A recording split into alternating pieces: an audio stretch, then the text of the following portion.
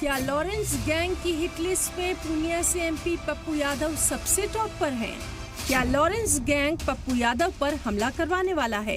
ये सवाल इसलिए क्योंकि 24 घंटे के अंदर पप्पू यादव को धमकी भरी दो कॉल्स आई। इसमें लॉरेंस के गुर्गे खुलेआम धमकी दे रहे हैं, नहीं सुधरे तो देख लेंगे। पप्पू यादव को लॉरेंस के शूटर्स ने 2 फोन कॉल्स की। पहली कॉल में पप्पू यादव को गालियां दी गईं। फोन न उठाने पर भला बुरा कहा गया। पप्पू यादव को 3 घंटे की मोहलत दी गई। सुनिए अपनी फंसती हुई जुबान में लॉरेंस का गुर्गा एक एमपी को धमकी क्या दे रहा है और किस तरह से दे रहा है।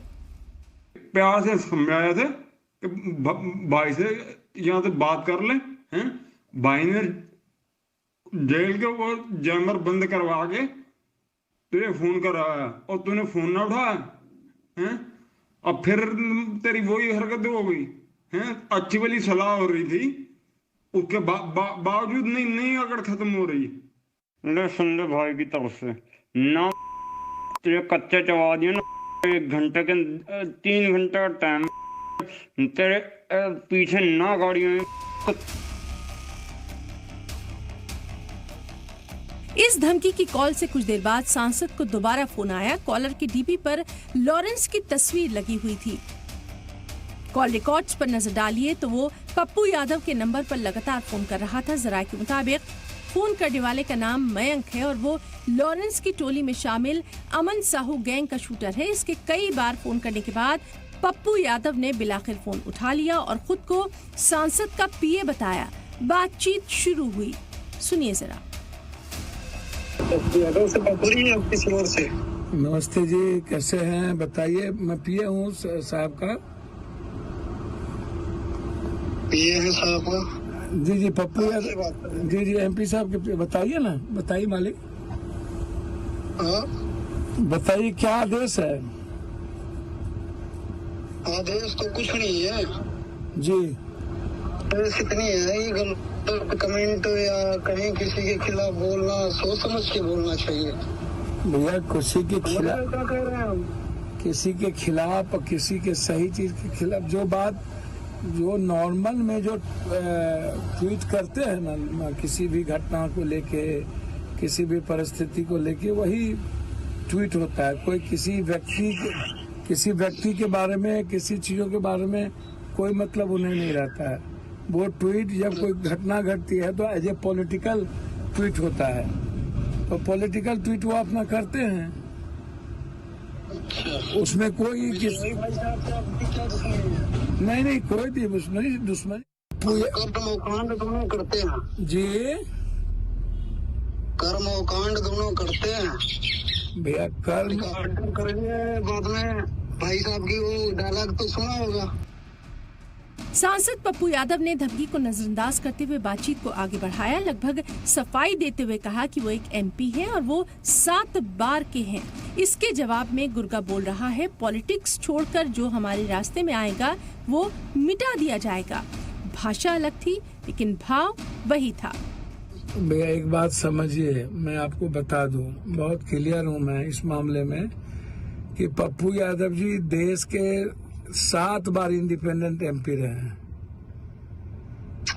और उससे मतलब पॉलिटिक्स से जुड़े हैं, नाम जाने हमारे रास्ते में आएगा।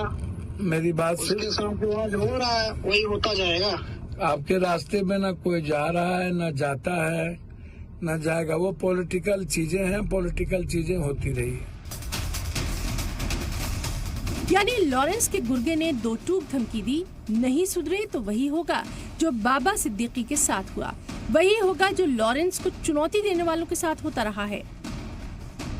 पॉलिटिकल नाले किसी के खिलाफ बोलना, किसी को शब्द बोलना पॉलिटिकल नहीं है। बाकी हम देख लेंगे। एक बार फोन करने का मकसद यही था, सुधर जाओ, नहीं आगे तो देख ही लेंगे हम।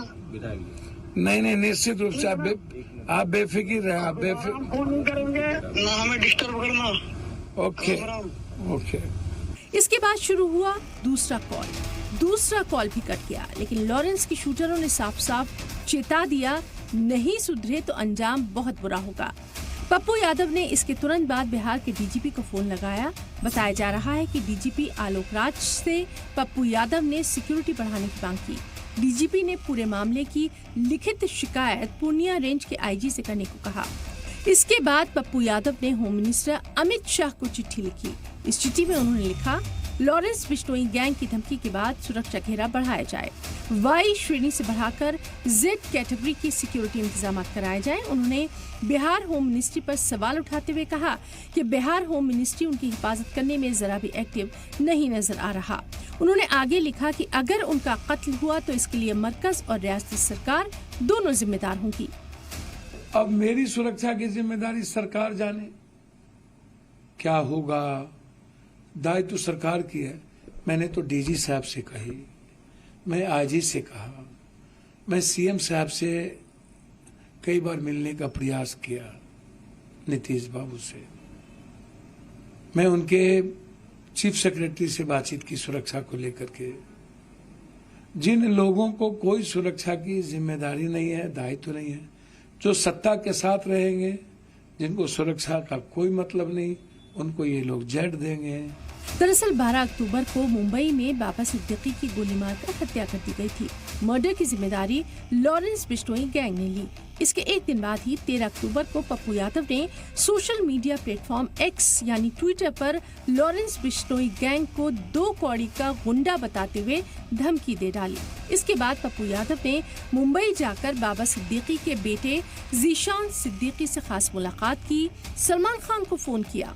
इन वारदात के 24 घंटे के अंदर लॉरेंस गैंग ने 2 बार पप्पू यादव को फोन कर धमकी दे डाली। सवाल उठता है कि क्या लॉरेंस गैंग पर कोई नकेल नहीं कस सकता? क्या वो जब चाहे तब किसी को भी धमकी दे सकता है या किसी का भी कत्ल तक करवा सकता है? ब्यूरो रिपोर्ट, सलाम टीवी।